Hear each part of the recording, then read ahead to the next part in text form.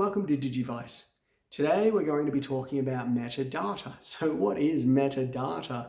Well, if you go to a Google and search for anything, you'll see metadata. So what that is the general structure of the title of the listing, the URL, and then the description underneath that.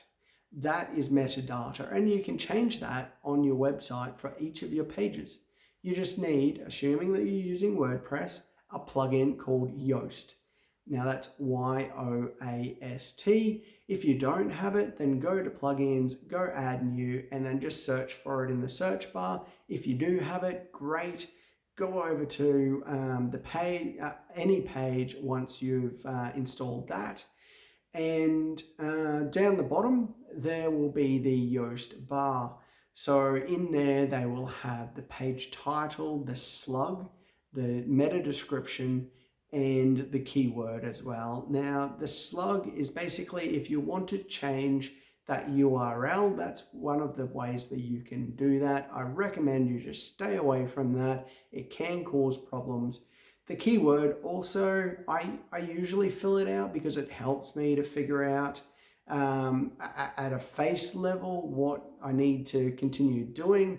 There is more in-depth stuff that you do need to do from an SEO perspective, but it at least allows you to look at it on the fly. So I do add that in there. Google doesn't look at it, so you're not going to get any SEO benefit out of that, but it does help having it in there. On top of that is the page title and meta description. So the page title is that thing, again, that shows up in Google search as the title that you click on whenever you find a listing that you like.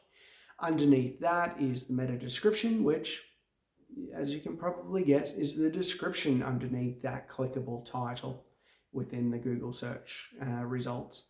So you can change both of those. One of the rules with that, and Yoast will remind you of this, is that it needs to be within 65 characters. So as you get closer to that 65 mark, then Yoast will turn from yellow to red. And then the meta description should be 155 characters. So as you get closer to that, it will turn from yellow to red as well. That's how you update those. I've actually had surprising success by doing that, but just by doing that for one of my clients, while we were off doing something else for their campaign that was more strategy based, they actually started ranking in the first page within a couple of weeks just by changing that metadata. It was strange. I'd never seen it before. It's great. So it does have bearing. It does actually show you that it will have an impact on your search ranking. So go in and do it. Make it something that your users are going to like. Don't just throw in a whole heap of keywords. Make it something that people are going to read and go, I need to look at that website. That's going to provide me with value. That's the video for today. Thanks. Have a good one.